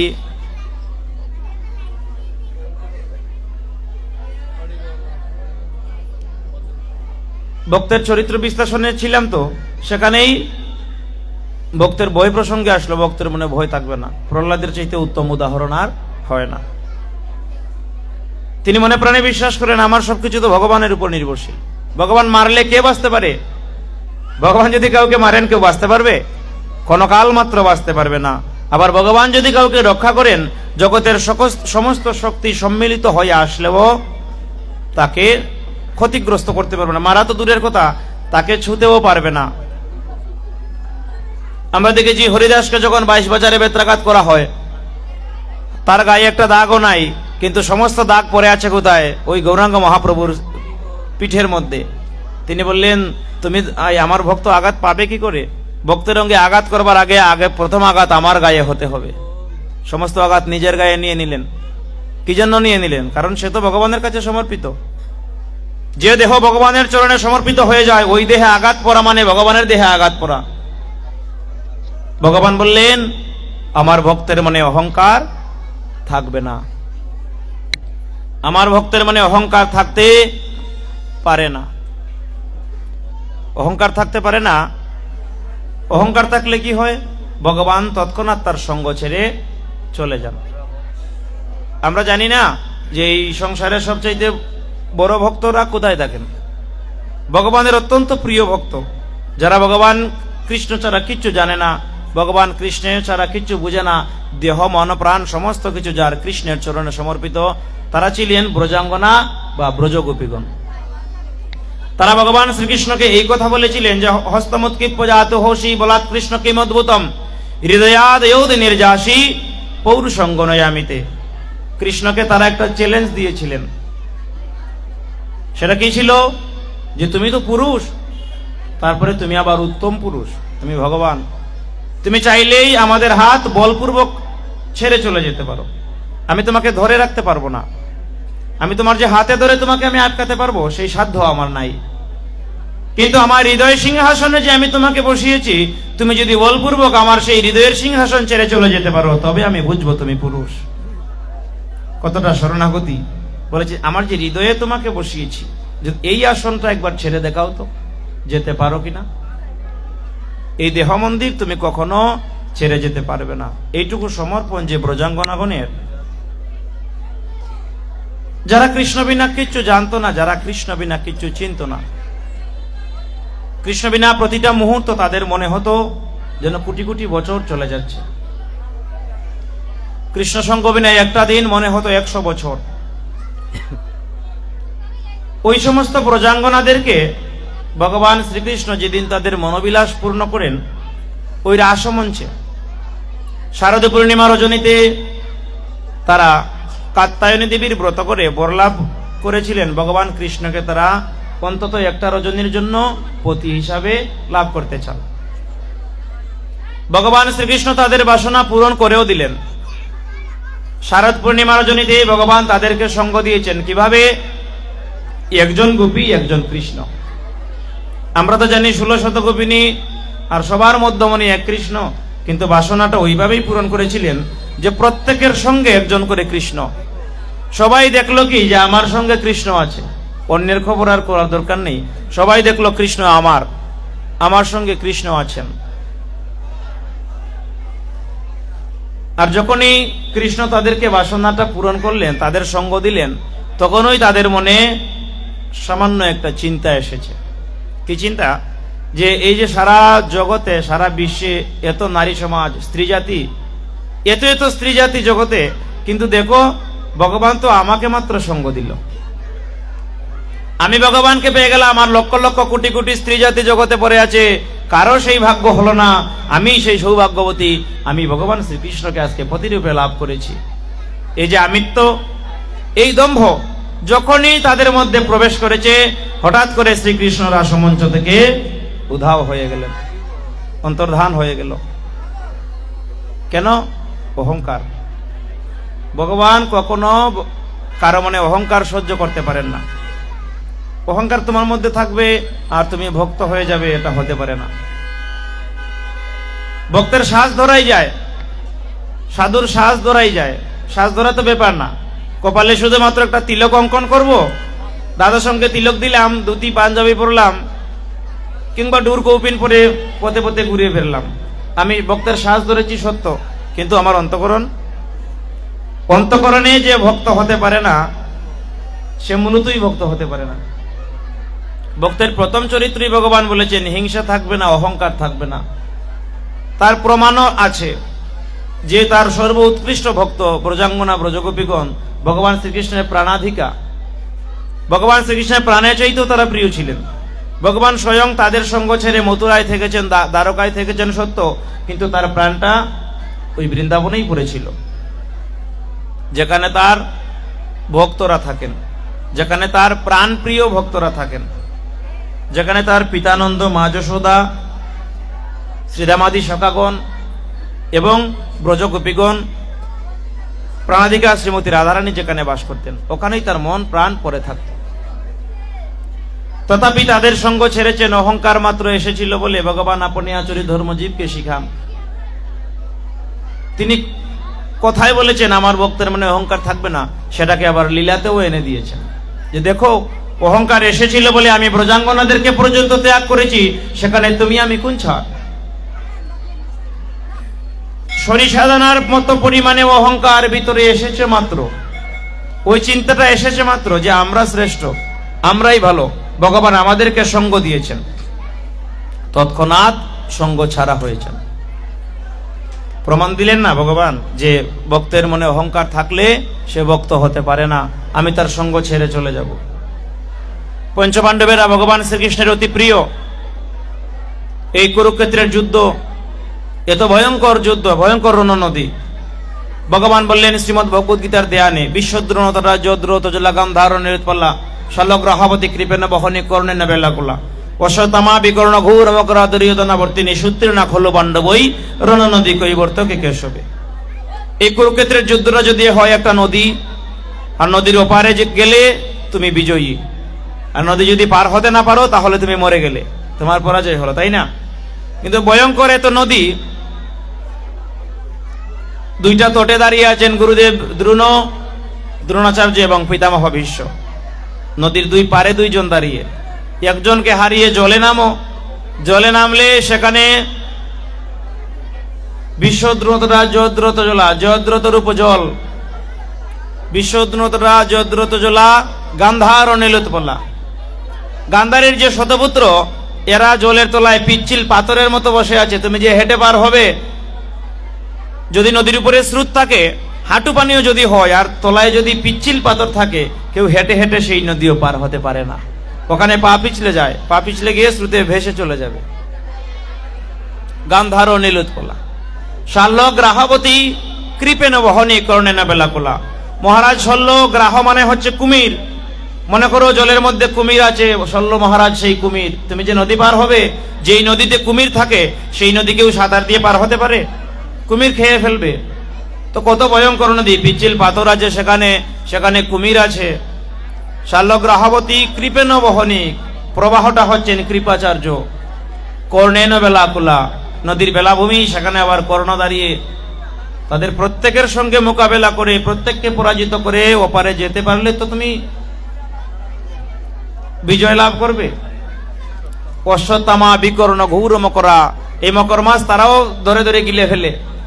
অশ্বত্থামা হচ্ছেন গুরুদেব দ্রোণাচার্যের পুত্র, বিকর্ণ দুর্যোধনের আরেক যোদ্ধা, বড় যোদ্ধা ভাই, 100 ভাইয়ের মধ্যে আরেকজন যিনি বিরাট যোদ্ধা। ঘৌর মকরা, অশ্বত্থামা বিকর্ণ ঘৌর মকরা। দুর্যোধন হচ্ছে নদীর আবর্ত। তুমি কাকে ছেড়ে কার কাছে যাবে? প্রত্যেককে সংহার না করতে পারলে তুমি নদী পার হতে পারবে না। এই নদীর পথে পার হতে গেলে যত বাধা বিপত্তি সমস্ত কিছু তোমাকে সরিয়ে তারপরে ওপারে যেতে হবে। সাধারণ উদাহরণ দিয়ে যদি বলি যে একটা নদী কচুরিপানায় যদি একদম ঠাসা থাকে, তা সেটা সাঁতার দিয়ে পার হতে গেলে প্রতি ইঞ্চিতে জায়গায় যত কচুরিপানা থাকে তাকে না সরালে নদী পার হওয়া যায় না। এরা তো এরকম গিজ গিজ গিজ গিজ করছে। এই নদীতে পিচ্ছিল পাথর আছে, ভয়ঙ্কর স্রোত আছে, কুমির আছে, সেখানে মকর আছে, এরা তোমাকে ধরে খাবার জন্য যথেষ্ট।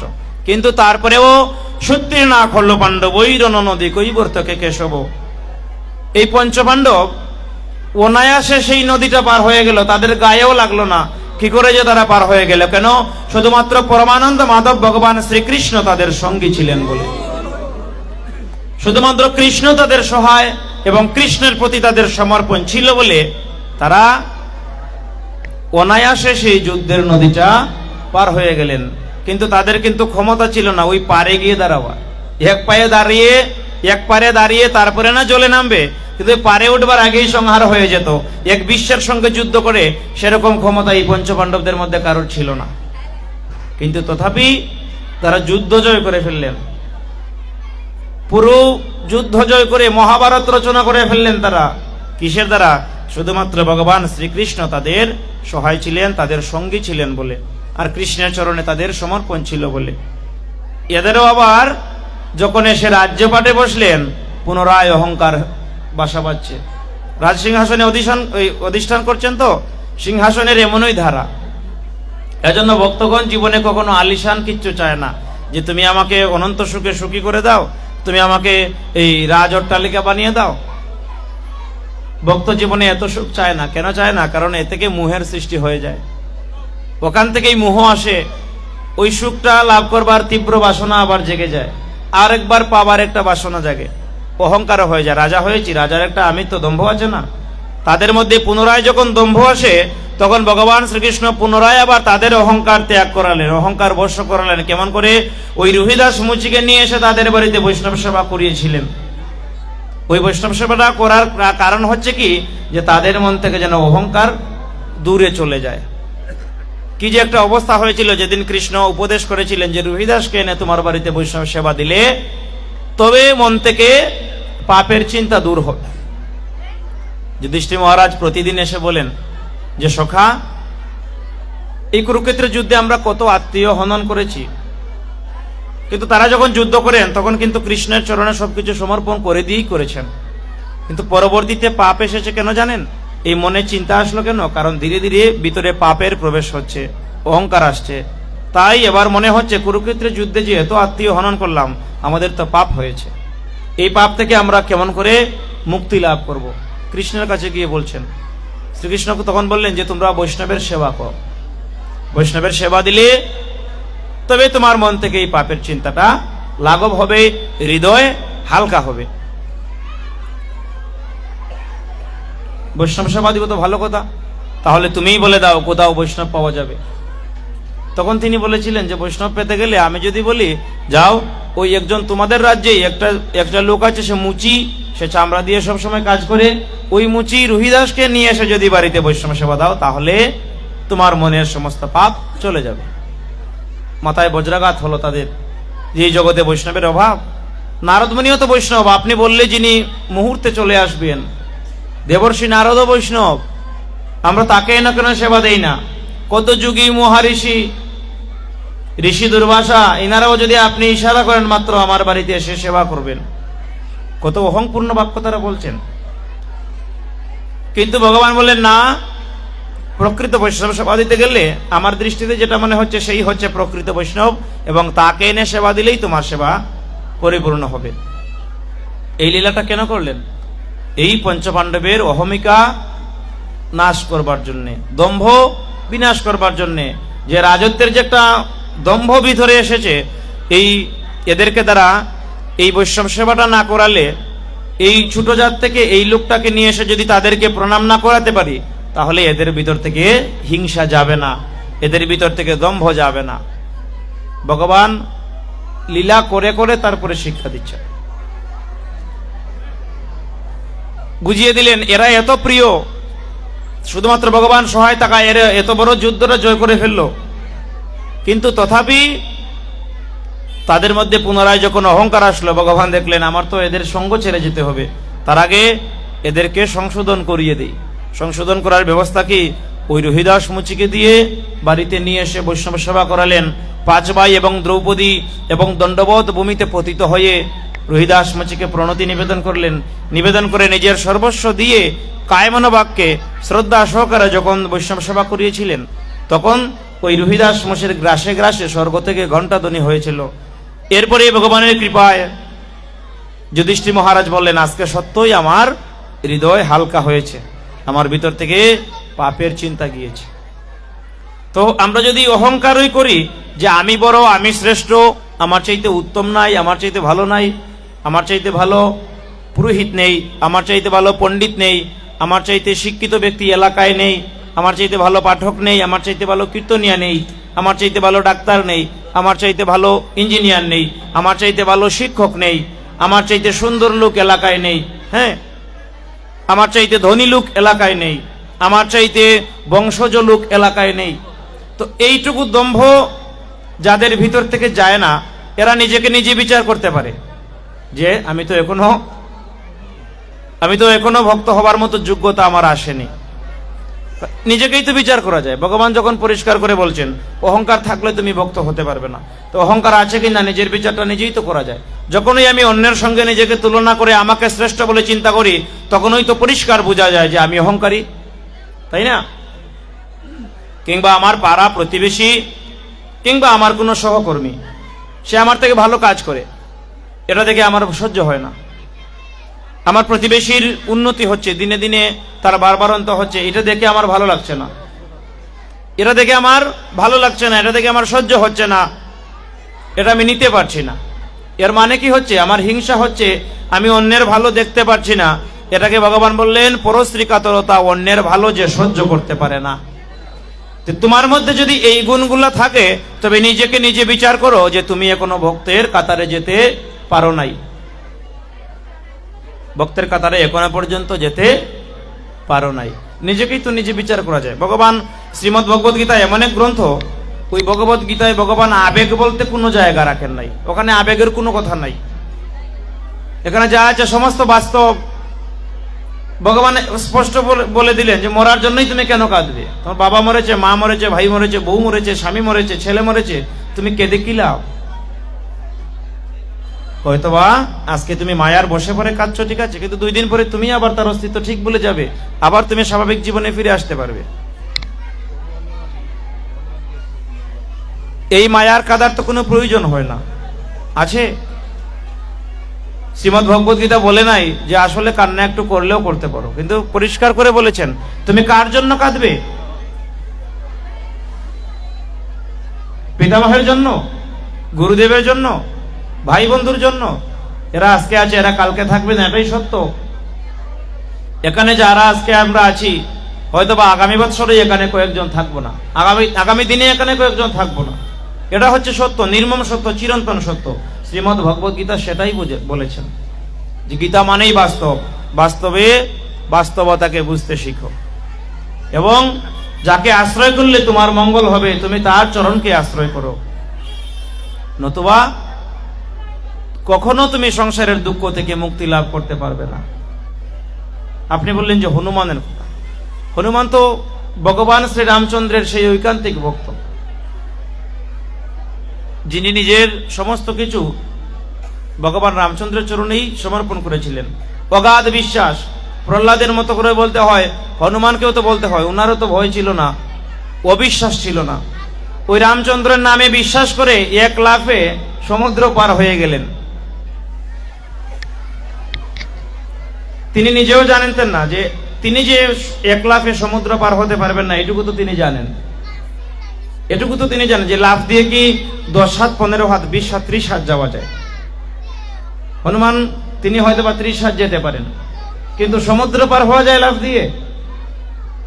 1 লাফে একটা সাগর পার হয়ে যাওয়া, এটা কি সম্ভব? সম্ভব না, আমি বলবো সম্ভব না।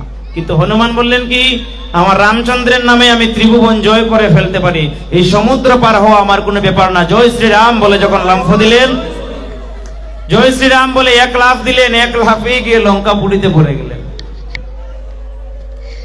মা সীতাকে খুঁজে খুঁজে বার করলেন অশোক বনে। তো ভক্তের দ্বারা কোনটা অসম্ভব? আমি যদি বিশ্বাস না করতে পারি তাহলে আমার ভয় দূর হবে কি করে? ভয় আছে মানে অবিশ্বাস আছে। হনুমান যদি অবিশ্বাস করতেন যে লাফকে দিব, যদি পার হতে না পারি, আচ্ছা দিয়ে দেখি, দেখা যেত কি ও 2-3 হাত দূরে গিয়ে পানিতে পড়ে যেত, 2-3 হাত দূরে গিয়েই পানিতে পড়ে যেতে হতো। কিন্তু পূর্ণ বিশ্বাস নিয়ে লাফ দিয়েছিলেন, ওই নাম শ্রীরামের নাম তাকে পার করে দিয়েছে। ও রাম নামেই তিনি পার হয়ে গেছেন। কৃষ্ণ নামে, নাম নামে, এই হরির নামে প্রহ্লাদ রক্ষা পেয়েছিলেন, আর রাম নামেই ভক্ত হনুমান তিনি সাগর পার করে ফেললেন একটা লাফ দিয়ে মাত্র। রাম বলে আকাশে লাফ দিলেন, আর ওই ভগবান রামচন্দ্রই তাকে উড়াতে উড়াতে সেখানে নিয়ে কাঙ্ক্ষিত জায়গায় পৌঁছে দিলেন। অগাধ বিশ্বাস যদি ঈশ্বরের চরণে না থাকে তাহলে ভক্তি লাভ করা যায় না। বিশ্বাস এবং শরণাগতি, ভগবান বললেন আমার চরণে দায়ভার সঁপে দাও। হনুমান তো তাই করেছেন, রামচন্দ্রের চরণে সমস্ত দায় সমর্পণ করে দিয়ে তার নামে লাভ দিয়েছেন। বলছেন ভগবান কলঙ্ক থাকলে তোমার নামে থাকবে, যদি আমি পার হতে না পারি, সমস্ত দায় তোমার উপরে দিয়ে আমি চললাম। রাম নামের শিলা জলে ভাসলো, পাথর জলে ভাসলো। কেন? ভক্ত বিশ্বাস করে রামের নামটা লিখেছিল, যে তোমার নাম লিখলে এই জলে পাথরও ভেসে আসবে, ভেসে উঠবে। এই হচ্ছে নামের গুণ, আর এই হচ্ছে নামের প্রতি ভক্তি, নামের প্রতি সমর্পণ। এই নামেতে মজিলে মন, হরিদে দর্শন। নামে যার মন মজে যায়, নামে যে নিজেকে সমর্পণ করে দেয়, তখন নামের যিনি নামী তিনি তার সেই ভক্তের দায়িত্ব তার কাঁধে তুলে নেন। বললেন তোমার কোনো চিন্তাই আর থাকবে না, তোমার কোনো কিছু নিয়ে কোনো চিন্তা করার প্রয়োজন নেই, তোমার কোনো কিছু ভাবার কোনো প্রয়োজন নেই। তুমি শুধুমাত্র নামের ভজন করো, তুমি শুধু আমার ভক্ত হও, তুমি আমার শরণাগত হও, তুমি আমাকেই প্রভু বলে মানো, আমাকেই তুমি নমস্কার করো, তবে দেখবে আমি তোমাকে সমস্ত সমস্ত বিপদ আপদ থেকে রক্ষা করে নিব, এবং অন্তিমে তুমি আমাতে থাকবে। ইহাতে কোনো সন্দেহ নাই, একদম পরিষ্কার। ভগবানের কথার মধ্যে কিন্তু কোনো ভাজিবুজি নাই। ভগবান একদম পরিষ্কার করে বলেছেন, সোজা বাংলায় বলেছেন। এখানে আমরা যারা আছি, আমরা যারা গীতা পড়েছি, গীতার সংস্কৃতের সরলার্থ বাংলা অর্থগুলো যখন দেখি, তখন দেখবেন পরিষ্কার বাংলায় লেখা আছে, একদম সোজা সোজা সাপটা কথা, যে তুমি যে আমাকে পাবে ইহাতে কোনো সন্দেহ নাই। তবে কথা হচ্ছে তারপরেও তো আমরা পাই না, লক্ষ লক্ষ কোটি কোটি জন্ম চলে গেল, আমরা এখনো তো আমরা ভগবানকে পাইলাম না। ভগবানকে পাইনি, কেন পাইনি? কারণ ওই যে বিশ্বাস, ওই যে শরণাগতি, ওই যে শ্রদ্ধাটুকু, ওই যে ভক্তিটুকু যতদিন পর্যন্ত তার চরণে আমাদের না আসে ততদিন তো আমরা পাবো না। কিন্তু ভগবানকে পাবার জন্য উৎকৃষ্ট ম্যাপ, উৎকৃষ্ট রাস্তা, উৎকৃষ্ট দলিল হচ্ছেন শ্রীমদ্ ভগবত গীতা। আপনি যদি আর কোনো ধর্মগ্রন্থ না জানেন, আপনি যদি আর কোনো ধর্মগ্রন্থ জীবনে নাও পড়েন, তথাপি শুধুমাত্র শ্রীমদ্ ভগবত গীতা যদি আপনি পড়েন, আর এই গীতার ভগবানের বাণীগুলো যদি আপনি আচরণ করেন, তবে আপনি যে সংসার থেকে মুক্তি লাভ করবেন, এটাই হচ্ছে 100% সত্য, এটাই শতভাগ সত্য। তোমাকে ব্রহ্মজ্ঞানী হতে হবে না, তোমাকে ব্রহ্মজ্ঞানী হতে হবে না, তোমাকে প্রহ্লাদের মতো ভক্ত হতে হবে না। তুমি শুধুমাত্র শ্রীমদ্ ভগবত গীতার বাণীগুলো তোমার জীবনে মেনে চলো, আদর্শ করো, আশ্রয় করো। আমরা তো মনে করি গীতা হচ্ছে প্রতিদিন পড়ব, আর ঘরে গীতা থাকবেন, গীতার উপরে প্রতিদিন তুলসী দিব, চন্দন দিব, ফুল দিব, আর যেখানেই গীতা পাঠ হয়ে গিয়ে শুনবো, ব্যাস আমি উদ্ধার হয়ে গেলাম।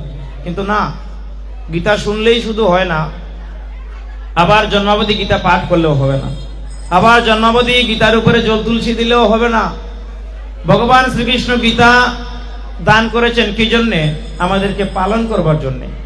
আমরা যেন গীতার আদেশ, গীতার উপদেশ আমরা যেন মেনে চলি, আমরা যেন ভগবানের কথা শুনে সেটা পালন করি। যে ভক্ত পালন করে, এই ভক্তি যুগের 12 অধ্যায় 20 নম্বর শ্লোক ভগবান সেখানে স্পষ্ট করে বললেন, মনুষ্যের মধ্যে আমার সেই হচ্ছে সর্বাপেক্ষা প্রিয় ভক্ত, যে আমার এই ধর্মামৃত উপদেশ তার জীবনে আচরণ করেছে, পালন করেছে, এবং সেই ভগবানের কাছে যেতে পারবে।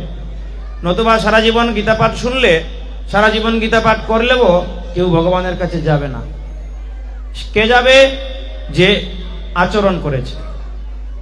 এর উদাহরণ হচ্ছে আমরা যখন শ্রেণীকক্ষে আমাদের শিক্ষক যখন আমাদেরকে পাঠ দান করেন, ক্লাসে যখন আমরা পড়তে যাই, তখন শিক্ষক পড়ান আর আমরাও বুঝেছি। আমাদের স্যারেরা আমাদেরকে বলেন, এই যে আজকে পড়ালাম সবাই বুঝতে পেরেছো তো? আমরা একদম হাত তুলে উচ্চস্বরে বলি, হ্যাঁ বুঝতে পারছি।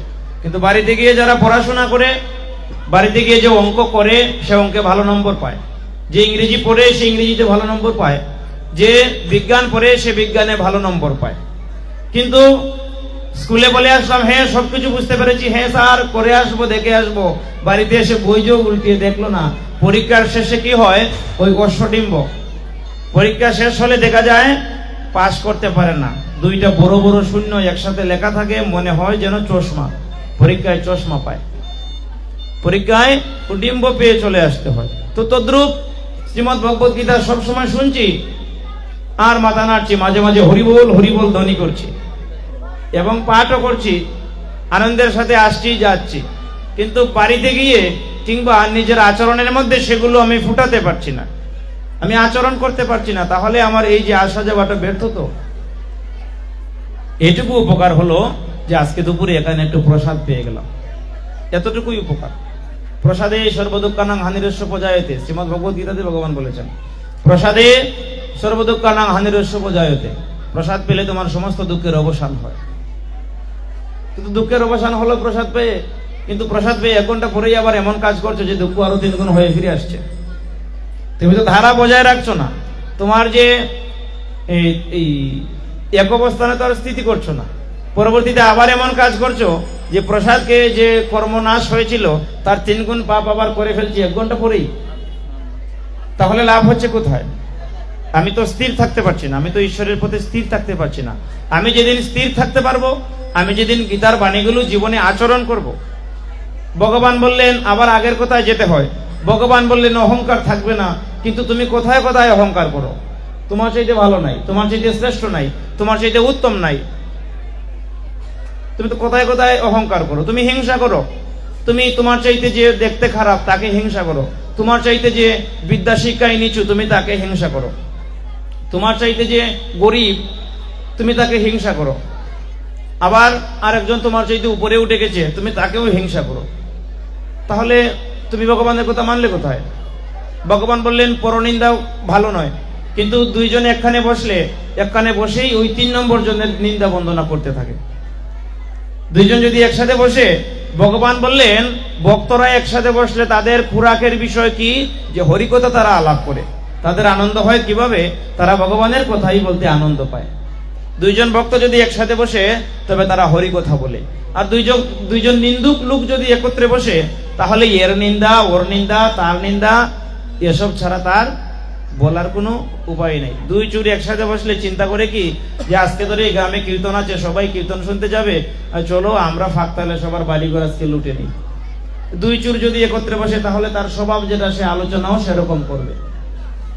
আবার 2 জন ভক্ত একসাথে বসলে তারা আনন্দ পায় ওই হরিকথা আস্বাদনের মধ্য দিয়ে। ভগবানের এই লীলাটা, ভগবানের ওই লীলাটা স্মরণ করে, এবং এটা স্মরণ করতে করতেই, এটা স্মরণ মনন করতে করতে তারা এখানে আনন্দ পায়।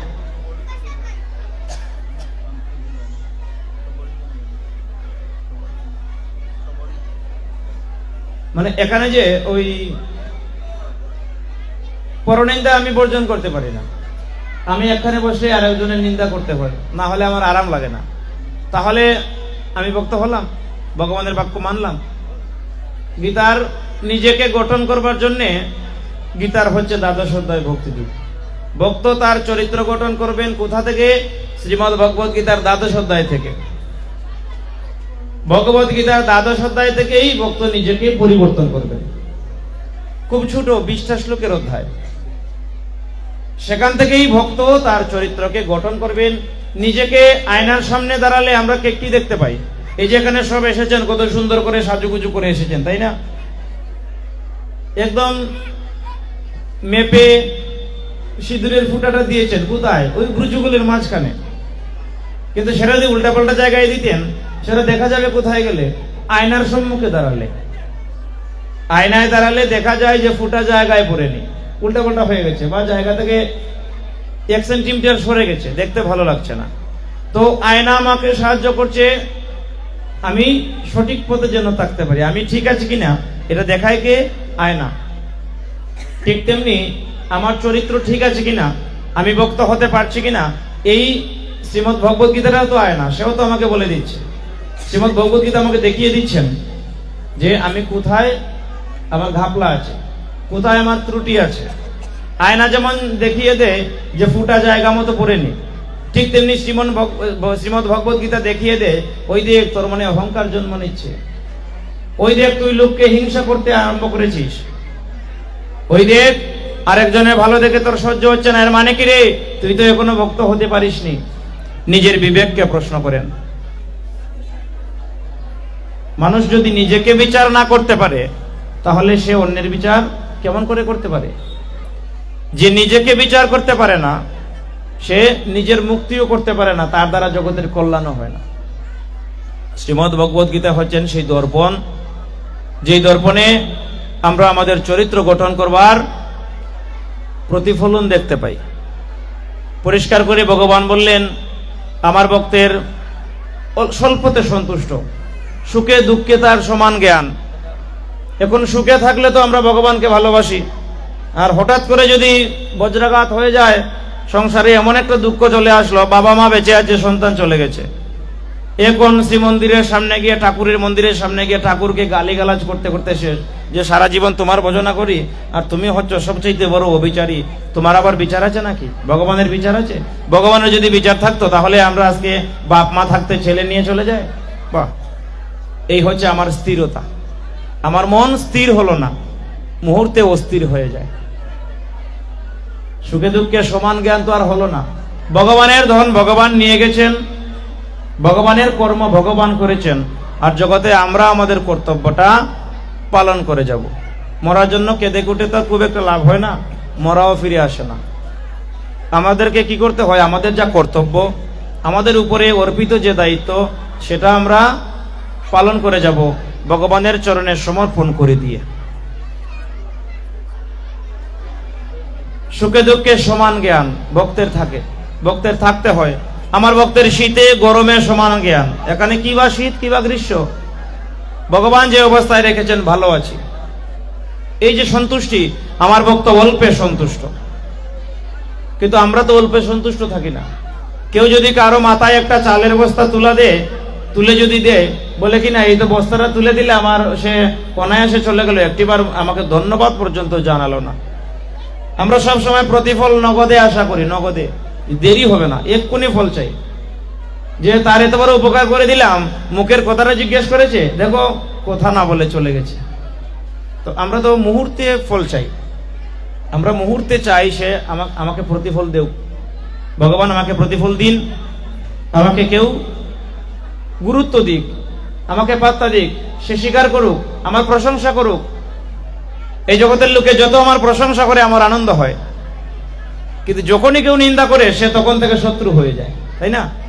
নিন্দা করা মানে শত্রু হয়ে যায়। এখন যদি উচিত কথাই বলুক না কেন, নিন্দাকারী সে আমার শত্রু। কিন্তু ভগবান বললেন, আমার ভক্তের স্তুতি নিন্দায় সমান জ্ঞান। এই জগতের লোক আমার প্রশংসা করলেও আমার কিচ্ছু আসে যাবে না, আবার জগতের লোক আমার নিন্দা করলেও আমার কিচ্ছু আসে যায় না, ভগবানের কাছে যদি আমি স্থির থাকতে পারি। তখন ভগবান জানেন আমি চোর, কিন্তু জগতের লোক আমাকে সাধু সাধু বলে দিনরাত প্রণাম করলে আমার কি লাভ হবে? কোনো লাভ হবে? কারণ আমি জগতের লোককে ঠকাতে পারি, কিন্তু ভগবানকে ঠকাতে আমি পারি না, ভগবানকে ঠকাতে পারি না। এখানে একজন সরল সোজা লোক পেয়ে কেউ 10 টাকা মেরে দিয়ে চলে গেল, তারপরে যদি ভিতর আনন্দ পায় যে আমি আজকে লাভ করে ফেলেছি, ওই দেখো তার 10 টাকা মেরে চলে এসেছে, তাকে দেই নাই। কিন্তু সে জানলো না সে নিজেকে কত বড় ঠকালো।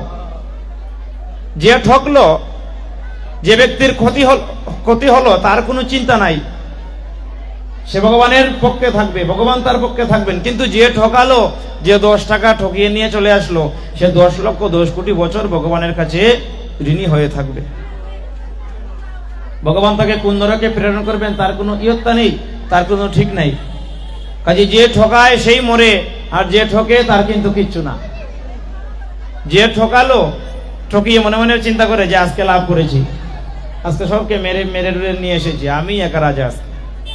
তো মূলত সেই কিন্তু বেশি ঠকলো, কারণ জীবনটা তো 2 দিনের না, যে 2 দিন তুমি সুখে খাবে 2 জনকে 10 টাকা মেরে নিয়ে এসে। জীবনটা 2 দিনের না, জীবন লক্ষ লক্ষ কোটি কোটি বৎসর যাবৎ চলছে, 10-20 বৎসরেরও না, আবার 1-2 দিনেরও না, শুধুমাত্র এই দেহের না, কোটি কোটি বছর যাবৎ একটা কর্মের ফল ভোগ করে যাচ্ছি। 84 লক্ষ জন্ম যে ভোগ করি আমরা, ভ্রমণ করি, এটা তো আর এমনি এমনি না, এটা তো বাধ্যতামূলক নয় যে তোমাকে 84-তে যেতেই হবে, এটা বাধ্যতামূলক নয়। কিন্তু আমরা কেন যাই? আমরা যাই আমাদের কর্মফল ভালো হয় না এই জন্য। শুধুমাত্র কর্ম খারাপ বলে আমাদের ওই নিচে যেতে হয়। কিন্তু ভগবান তো বললেন যে আমার দিকে আসতে চায় তাকে আমি বারবার মনুষ্য জন্ম দিই, যে আমার ভজন করে তাকে আমি বারবার বারবার মনুষ্য দেহেই পাঠাই। কেন পাঠাই? বরঞ্চ আমি তাকে ভক্তের করে জন্ম দিই, যেন সে জন্ম থেকে আমার ভজন করতে করতে বড় হয়। কিন্তু তোমার কর্ম যদি কুকর্ম হয়, তোমার কর্ম যদি নিকৃষ্ট কর্ম হয়, তুমি লোক ঠকিয়েছো, তুমি লোকের মাথা ফাটিয়ে খেয়েছো, তুমি লোকের সম্পত্তি হরণ করেছো, তুমি একজনের প্রাপ্য অধিকার ছিনিয়ে নিয়েছো, তুমি একজনের ন্যায় ছিনিয়ে নিয়েছো, তুমি লোকের প্রতি অন্যায় করেছো, অবিচার করেছো, তোমার শাস্তি হবে কোথায়? ওই নরকের কীট পতঙ্গ হয়ে তোমার জন্ম হবে।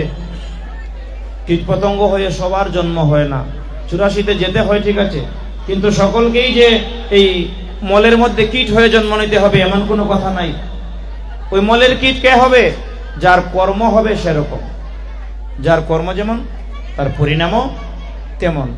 তাই ভগবান শ্রীকৃষ্ণ অর্জুনকে বললেন, তুমি সমস্ত কর্মের ঊর্ধ্বে চলে যাও, তোমার কামনা বাসনা জনিত কর্ম করারও দরকার নাই, আবার তোমার নিষ্কাম কর্ম করবারও দরকার নাই। তুমি বরঞ্চ এক কাজ করো, তুমি সমস্ত কর্ম, তোমার দায় ভার আমার সেই চরণে অর্পণ করে দাও, এবং এই সংসারে তোমার দায়িত্ব আছে বলে তুমি কর্ম করে যাও।